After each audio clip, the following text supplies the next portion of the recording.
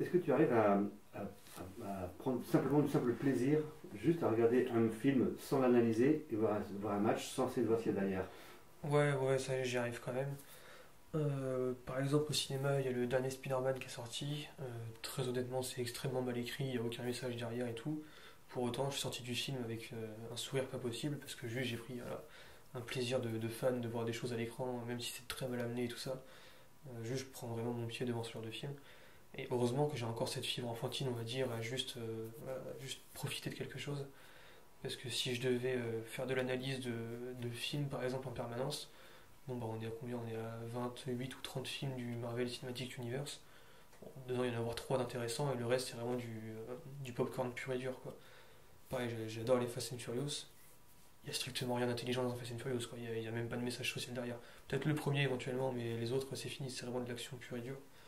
Donc voilà, j'arrive à avoir ce truc de savoir débrancher son cerveau littéralement et juste profiter de ce qu'on nous donne.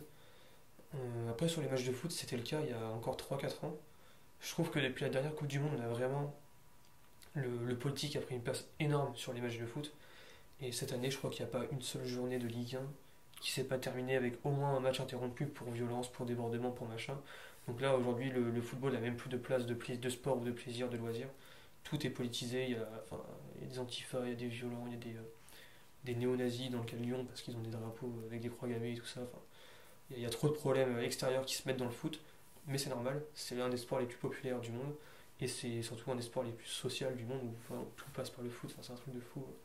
Ne serait-ce qu'au Brésil, le foot c'est clairement un ascenseur social à lui tout seul.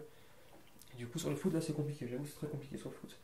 Mais ouais, même la Coupe du Monde, ça, enfin, ne serait-ce que le fait que ce soit en Russie, là ça va être au Qatar, et ça sera en Chine après, donc vraiment voilà, c'est plus possible de faire de séparation. Ce qui est dommage, parce qu'à l'époque c'était le cas. Enfin, en 2006, en 98, on avait des gros problèmes sociaux en France et bah, il s'avère que Black Blamber, ça a quand même sauvé la France de pas mal de débordements, même si en 2005 ça a réexplosé avec les débordements des violences dans les cités et tout ça. Mais il s'avère qu'en 2006 on était en finale et que à nouveau ça s'est vachement apaisé. En 2016 on sort des attentats, on est tous choqués, je pense qu'aujourd'hui encore on l'est en France, par les attentats de Charlie Hebdo, Bataclan, tout ça. On va jusqu'en finale de l'Euro, bon on la perd, c'est dommage, mais il y a eu cet engouement où tout le monde s'est réunifié euh, à travers un événement, c'était génial. En 2018, ça devient quand même plus compliqué, je trouve. On a trop de problèmes, ça se passe en Russie, c'est loin, les horaires sont pas bons, on est tous au travail quand ça se passe. Les matchs sont chiants en plus pour la plupart. Au moins on la gagne, ça fait une euphorie quand même de 2 3 semaines après la victoire. Mais je trouve qu'on a très vite perdu ce truc-là et que très vite on est repassé au scandale de machin, de Karim Benzema, des affaires de sextape, des affaires de détournement, enfin tout ça, ça a très vite repris le dessus.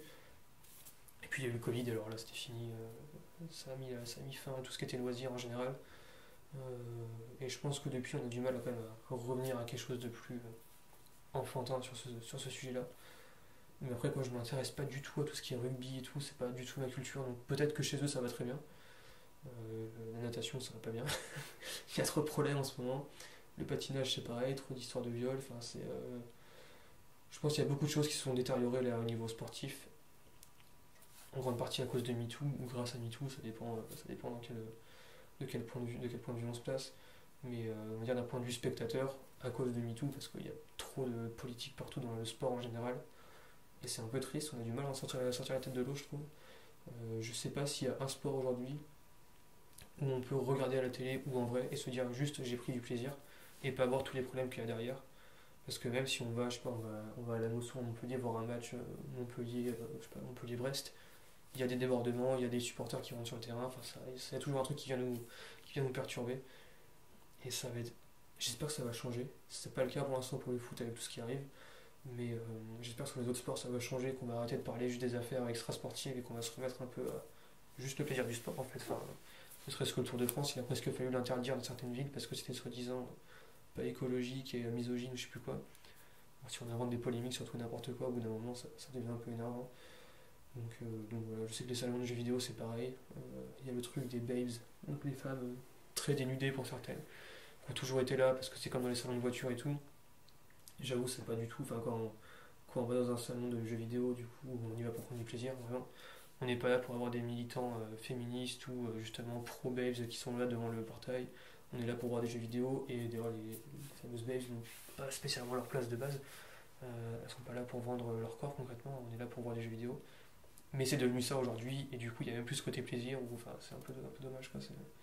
Mais je pense que ça vient de l'ambiance générale qu'on a, du coup on va dire en France, mais je pense que c'est tout l'Occident qui est comme ça, où vraiment on est tellement parasité, on a presque 2 ans de tension là qui doivent s'exprimer et du coup il y a plus de demi-mesure quoi. T'es pas d'accord avec quelqu'un, t'es en Asie, t'es d'accord avec quelqu'un, bah, t'es à l'extrême gauche, t'es islamo-gauchiste, enfin, c'est tout et n'importe quoi, c'est vraiment un peu tout ça. Donc j'espère que ça va revenir à quelque chose de plus sain. Ce serait bien d'avoir juste, je sais pas, d'allumer la télé, de voir un film qui est pas passé en accéléré parce que droit d'auteur et les pubs à passer, de voir un match de foot qui se passe très bien où il n'y a pas les commentateurs qui te rappellent qu'il y a 3 ans il y avait eu un attentat à tel endroit, enfin voilà, ce genre de choses, c'est très sympa. Et de voir des sportifs aussi qui sont pas des gigas ratés concrètement, hein, parce que mentalement ça vole pas très haut les sportifs en ce moment. Et le moindre coup, ça pleure, ça se roule sur 20 mètres. Enfin, tout est fait pour nous sortir du plaisir. Il n'y a pas ce côté dépassement de soi qu'on a eu aux Jeux Olympiques, vite fait encore, il me semble, avec tout ce qui était fourcade et tout ça. On a eu quand même quelques beaux moments sportifs, mais très peu dans quelques années, quoi. Ça fait pas grand chose. Heureusement, il y a le cinéma français qui est en train de se réveiller. C'est déjà ça. Le cinéma, au moins, ça c'est bien, ça bouge pas trop.